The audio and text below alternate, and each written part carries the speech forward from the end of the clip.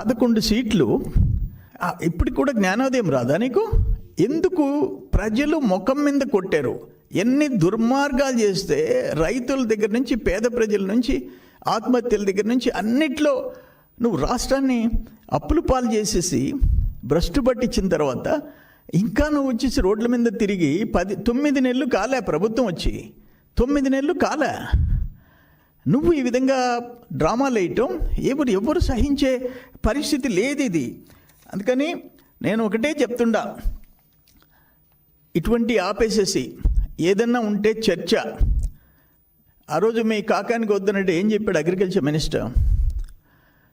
కరువు మండలాలతో మాకు సంబంధం లేదు, కేంద్ర ప్రభుత్వం చూసుకుంటుంది.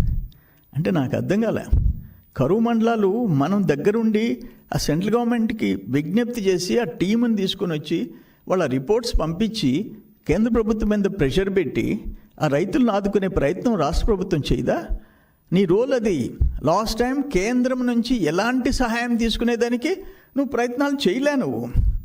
నువ్వు 7,000 రూపాయలు ప్రకటించి మిర్చికి ఈరోజు రైతుల దగ్గర నువ్వు కళ్ళని పెట్టుకుంటే ఎవరు నమ్ముతారు అని చెప్పేసి అడుగుతున్నా నేను.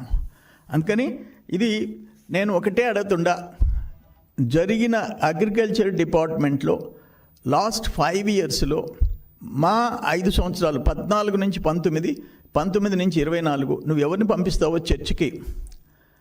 నువ్వు కనబాబుని పంపిస్తావా? నువ్వు గోవర్ధనరెడ్డి పంపిస్తావో?